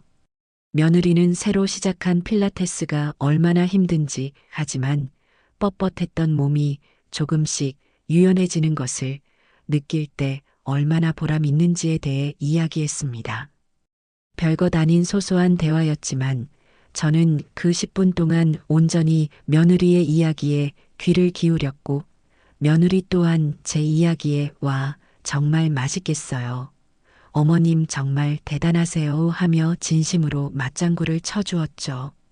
그것은 서로의 독립적인 세계를 존중하고 공유하는 아주 소중하고 의미 있는 시간이었습니다. 정확히 10분이 되었을 때 우리는 웃으며 인사를 나눴습니다. 어머님, 다음 주 일요일 8시에 또 전화 드릴게요. 그래, 그때까지 감기 조심하고 잘 지내고. 전화를 끊고 나니 마음속에 따뜻하고 기분 좋은 만족감이 잔잔한 강물처럼 번졌습니다. 그렇게 몇 번의 일요일이 지나고 우리의 10분 통화는 점점 더 자연스럽고 풍성해졌습니다. 처음의 어색함은 눈 녹듯 사라지고 그 자리에 편안함과 친밀감이 싹트기 시작했죠. 지난주에는 며느리가 회사에서 새로 맡은 프로젝트 때문에 상사와 의견 충돌이 있었던 일을 제게 털어놓으며 아이처럼 하소연을 하기도 했습니다. 저는 예전의 권위적인 시어머니들처럼 어른 말씀은 따르는 게 맞다 혹은 사회생활이 다 그런 거다, 네가 참아라라고 말하는 대신 며느리의 이야기에 끝까지 귀를 기울여 주었습니다. 그리고 이렇게 말했죠. 세상에 그런 무례하고 꽉 막힌 사람이 다 있니? 우리 미선이 논리적으로 맞는 말을 했는데 왜 그걸 몰라준대? 속상해서 어떡하니? 내일 맛있는 거 꼭 사 먹고 기운 내라. 네가 틀린 거 하나도 없다. 전화 너머로 며느리가 감동한 듯 잠시 말을 잇지 못하는 것이 느껴졌습니다. 그 아이는 아마 난생 처음으로 엄마에게서 받아보지 못했던 무조건적인 지지와 위로를 경험했을 겁니다. 어느덧 쌀쌀한 바람이 옷깃을 여미게 만들던 일요일 저녁, 저는 통화를 마치기 전에 며느리에게 조심스럽게 제안을 하나 했습니다. 미선아, 이번 주 토요일 저녁에 혹시 시간 괜찮니?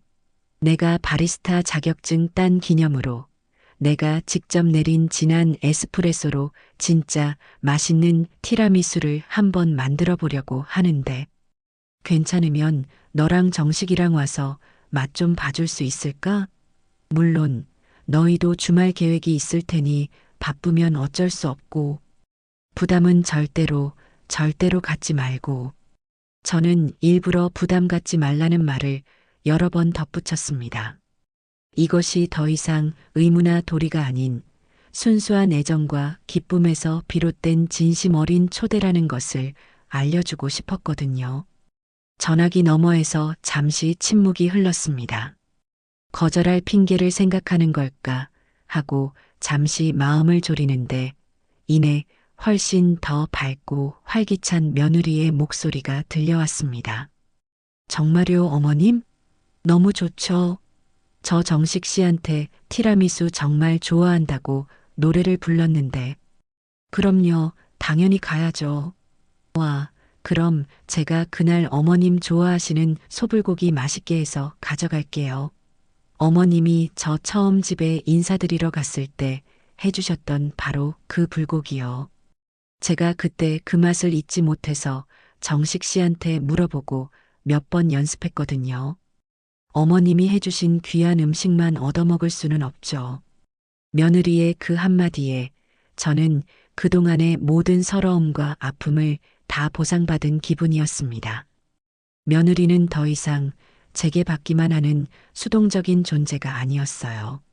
함께 식탁을 차리고 기쁨을 나누고 지난날의 좋은 기억을 소환해 서로에게 무언가를 해주고 싶어 하는 능동적이고 사랑스러운 파트너가 되어준 겁니다. 전화를 끊고 저는 어린아이처럼 신이 나서 주방으로 달려갔습니다. 토요일에 만들 티라미수 재료들을 하나하나 점검하고 며느리가 해올 불고기와 어울릴 만한 다른 메뉴들을 즐겁게 구상했죠. 예전 명절 때 누구에게 보여주기 위해 혹은 며느리 도리를 다하기 위해 의무감으로 음식을 장만하던 때와는 비교할 수 없는 순수한 즐거움이었습니다. 이번 주 토요일 저녁 우리 집 식탁에는 값비싼 음식들뿐만 아니라 그보다 훨씬 더 귀한 것들, 즉 서로를 향한 존중과 따뜻한 애정, 그리고 함께 만들어갈 미래에 대한 기분 좋은 기대감이 가득 차오를 것이 분명했습니다. 시간은 흐르는 물과 같다는 지극히 평범한 그 옛말이 요즘처럼 실감나게 다가온 적이 없었습니다. 며느리와 새로운 가족의 규칙을 만들고 서로에게 닫혔던 마음의 빗장을 활짝 열어젖힌 지 어느덧 계절이 두 번 바뀌어 다시 따스한 봄볕이 내리쬐는 반년이라는 시간에 훌쩍 지나갔죠. 그동안 우리에게는 겨울 땅을 뚫고 올라오는 봄날의 새싹처럼 아주 작지만 소중하고 경이로운 변화들이 많이 일어났습니다. 일주일에 한 번 정확히 10분을 지키려 애썼던 우리의 통화는 이제 시간을 정해놓지 않아도 될 만큼 지극히 자연스러운 일상이 되었어요. 얼마 전에는 며느리가 주말에 야심차게 케이크를 굽다가 까맣게 태웠다며 폭삭 주저앉은 처참한 케이크 사진과 함께 어머님, 제 인생 같아요. 이걸 어떡하죠? 라며 우는 이모티콘을 보내왔습니다. 저는 그 모습이 귀여워 한참을 웃다가 마침 저도 태닝을 너무 심하게 시킨 스콘 사진을 찍어 보냈죠. 우리 딸, 인생은 원래 쓴맛과 단맛, 그리고 가끔은 탄맛도 있는 거란다. 우리 둘 다 오늘은 커피나 마시면서 액대 맞았구나. 우리는 그렇게 시시콜콜한 실패담을 나누며 서로를 위로하고 함께 웃을 수 있는 사이가 되었습니다.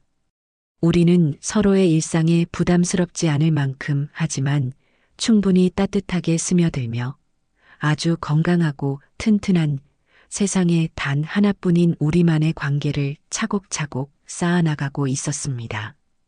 그리고 제 인생에도 아주 근사하고 놀라운 변화가 생겼습니다. 그저 허전한 마음을 달래기 위해 잊고 살았던 내 이름을 되찾기 위해 시작했던 바리스타 수업이 제 인생의 후반부를 전혀 다른 색깔로 칠해주는 활기찬 계기가 되어준 겁니다. 늘 저를 지지해주고 응원해주던 쾌활한 영자씨, 그리고 병상에서 일어나 예전보다 한층 더 강인하고 지혜로워진 숙혜 씨와 의기투합하여 돈내 어귀의 낡은 상가를 빌려 우리만의 작은 북카페를 열게 되었어요. 그 과정이 순탄하기만 했던 것은 아니었습니다. 가게 이름을 짓는 것부터 시작해 벽지 색깔, 테이블 배치 하나하나까지 평생 갖기 다른 삶을 살아온 여자 셋의 일견이 사사건건 부딪혔죠. 대출금을 알아보기 위해 은행 문턱을 드나들 때는 덜컥 겁이 나 밤잠을 설치기도 했습니다. 하지만 우리는 서로에게 기대고 때로는 격렬하게 다투기도 하면서 마치 하나의 팀처럼 모든 어려움을 헤쳐나갔습니다. 평생을 누군가의 아내, 누군가의 엄마라는 이름 뒤에 그림자처럼 가려져 살았던 제가 대표 김인순이라는 제 이름석 자가 당당히 새겨진 사업자 등록증을 손에 쥐던 날, 저는 저도 모르게 뜨거운 눈물을 펑펑 쏟고 말았습니다. 영자 씨가 최고의 커피와 전반적인 운영을, 수키 씨가 한치의 오차도 없는 꼼꼼한 회계를, 그리고 제가 손님들의 입을 즐겁게 해줄 달콤한 디저트를 맡기로 했죠. 인순의 서재라고 이름 붙인 우리 카페는 각볶은 원두향과 오래된 책 냄새가 향기롭게 어우러진 동네 어르신들과 젊은 엄마들이 아이 손을 잡고 와 편히 쉴 수 있는 포근한 사랑방 같은 공간이었습니다. 카페 개업식 날 아들과 며느리는 제가 제일 좋아하는 보랏빛 서양란이 담긴 커다란 화분을 들고 제일 먼저 찾아왔습니다. 아들은 어색해하면서도 엄마 대박 나세요 라며 파이팅을 외쳤고 며느리는 환하게 웃으며 제게 직접 골랐다는 감색 바탕에 예쁜 꽃수가 놓인 앙치마를 선물로 내밀었죠. 어머님, 이제 진짜 사장님 되셨네요. 정말 정말 축하드려요. 제가 아는 모든 사람을 통틀어서 지금 어머님이 제일 멋져요. 그 진심 어린 한마디에 괜히 코끝이 찡해져 저는 눈물을 감추려 애써 고개를 돌려야만 했습니다. 며느리는 그날 하루 종일 마치 자기 가게인 것처럼 팔을 걷어붙이고 손님을 맞고 컵을 나르고 테이블을 정리하며 저를 도와주었습니다. 몰려드는 손님에 정신이 없어 허둥대는 제 등 뒤에서 어머님, 3번 테이블 주문 밀렸어요. 제가 먼저 정리하고 있을게요. 하고 외치는 며느리의 목소리는 천군만마와도 같이 든든했죠. 한 번은 까다로운 손님이 커피 맛이 너무 쓰다며 불평을 늘어놓았습니다.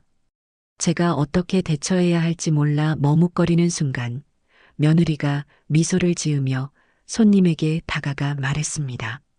손님, 입맛이 정말 섬세하시네요. 저희 사장님이신 어머님께서 일부러 다크 초콜릿 향이 풍부한 싱글 오리진 원두를 고르셨는데 입에 안 맞으셨나 봐요. 괜찮으시다면 조금 더 부드럽고 산미가 있는 하우스 블렌드로 제가 한 잔 새로 내려드릴까요? 이건 제가 대접하는 겁니다. 그 능숙하고 지혜로운 대처에 저는 입을 다물지 못했습니다. 그 모습을 흐뭇하게 바라보는데 아들이 제게 다가와 어깨를 부드럽게 감싸며 속삭였습니다. 엄마, 정말 대단하세요. 요즘 엄마를 보면 제가 더 많이 배우고 더 열심히 살아야겠다는 생각이 들어요. 제 엄마라서 정말 자랑스럽습니다. 자식에게 존경받는 부모가 된 것 같아 세상 그 어떤 칭찬보다 가슴 벅차고 행복한 순간이었습니다. 카페는 금세 입소문이 나기 시작했고 주말마다 카페에 들러 제 일을 돕고 신메뉴에 대해 함께 고민해주는 며느리는 이제 제게 둘도 없는 사업 파트너이자 든든한 지원군이 되어 주었습니다. 어느 눈부시게 화창한 가을날 우리는 아주 특별하고 의미 있는 일을 계획했습니다. 며느리의 제안이었죠. 어머님, 숙희 이모님도 완전히 건강 찾으셨고 카페도 자리를 잡았으니 우리 이 기쁜 순간을 그냥 흘려보내지 말고 제대로 기념해요. 다 같이 가족사진 찍으러 가요. 그 말에 우리 모두는 손뼉을 치며 좋아했습니다. 무엇보다 새롭게 태어난 우리의 관계를 오래도록 기념하기 위해서였습니다. 말끔하게 차려입고 사진관에 들어서는 제 마음은 무척이나 설레었어요.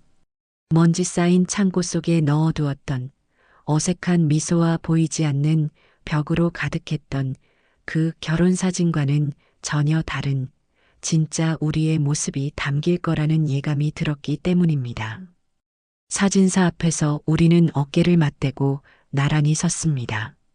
아들은 제 어깨와 며느리의 어깨에 든든하게 팔을 둘렀고 며느리는 예전 같았으면 상상도 못할 일이지만 아주 자연스럽게 제게 머리를 살짝 기댔습니다. 며느리의 머리카락에서 나는 은은한 샴푸 향기와 따뜻한 온기가 제게 고스란히 전해져 왔어요. 그 작은 몸짓 하나에 우리는 이제 정말 한 가족이구나 하는 깊은 유대감이 느껴졌습니다. 자, 여기 보세요. 세상에서 가장 행복한 표정으로 활짝 웃어보세요. 치즈. 사진사의 말에 우리는 약속이라도 한 듯 환하게 웃음을 터뜨렸습니다. 그건 억지로 쥐어짜내는 어색한 미소가 아니었어요. 우리 각자가 지나온 아픔과 갈등의 시간들, 그리고 그것을 함께 이겨낸 뒤에 찾아온 평화와 감사가 만들어낸 마음 깊은 곳에서부터 샘물처럼 퐁퐁 솟아나는 진짜 웃음이었습니다. 찰칵하는 경쾌한 셔터 소리와 함께 그 눈부신 순간에 우리는 한 장의 사진 속에 영원히 박제되었습니다. 서로의 상처를 따뜻하게 보듬고 서로의 독립적인 세계를 진심으로 존중하며 마침내 진짜 가족으로 거듭난 우리들의 빛나는 모습이었습니다. 카페 마감 시간이 지난 늦은 저녁, 저는 홀로 남아 그날 찍은 가족사진 액자를 깨끗한 융으로 정성껏 닦고 있었습니다. 카페에서 가장 잘 보이는 벽 한가운데에 걸어둔 액자 속에서 세상 가장 행복한 얼굴로 환하게 웃고 있는 우리들의 모습을 보니 지난 시간들이 한 편의 긴 영화 필름처럼 머릿속을 스쳐 지나갔습니다. 며느리의 전화번호 하나를 몰라 가슴앓이하고 남처럼 살자는 차갑고 서늘한 말에 밤잠을 설치며 상처받았던 그날들. 그때의 저는 제가 세상에서 가장 불행하고 외로운 시어머니라고, 내 인생은 이제 여기서 끝이라고 생각했죠. 하지만 지금 이 자리에서 조용히 돌이켜보니 그 모든 갈등과 아픔의 시간들이 결국 우리를 이 행복한 순간으로 이끌어준 소중하고 꼭 필요한 과정이었다는 것을 깨닫게 됩니다. 며느리의 그 모질고 아팠던 한마디가 없었다면 저는 아마 지금도 텅 빈 집에서 아들의 전화만을 하염없이 기다리며 며느리의 눈치나 보는 무기력한 늙은이로 살아가고 있었을 테니까요. 남처럼 살자는 저의 단호한 선언은 사실 며느리를 향한 통쾌한 복수가 아니었습니다. 그것은 나 자신으로 온전히 살겠다는, 이른 평생 누군가의 아내와 엄마라는 이름 뒤에 숨어 살았던 김인순이라는 한 사람이 세상에 외친 뒤늦고도 간절한 독립선언이었습니다. 내가 먼저 나 자신을 귀하게 여기고 내 삶을 향기롭게 가꾸기 시작하자 놀랍게도 며느리도 아들도 그리고 세상도 저를 존중해주기 시작했습니다. 사람들이 말하는 통쾌한 사이다의 진짜 의미는 누군가를 이기고 굴복시켜 내 발 아래 무릎 꿇리는 것이 아니라 어떤 시련과 모욕 속에서도 나 자신의 존엄성과 삶의 주도권을 잃지 않는 것이라는 걸 저는 제 온 삶을 통해 비로소 깨달았습니다. 진정한 승리는 상대를 바꾸는 것이 아니라 나 자신을 바로 세우는 데서 시작되는 것이었습니다. 저는 자리에서 일어나 저를 위한 커피를 정성껏 한 잔 내렸습니다. 늦은 밤 카페 안에는 저와 깊고 풍부한 커피 향만이 오롯이 남아 있었습니다. 새로 걸어둔 가족 사진을 바라보며 따뜻한 커피를 한 모금 마셨습니다. 고소하면서도 쌉쌀하고 그 끝에는 아주 길고 향기로운 여운이 남는 맛. 꼭 제가 파도처럼 겪어온, 그리고 앞으로 잔잔한 호수처럼 살아갈 제 인생의 맛과도 같았습니다. 제 손으로 직접 내린 향기로운 내 인생의 맛이었습니다.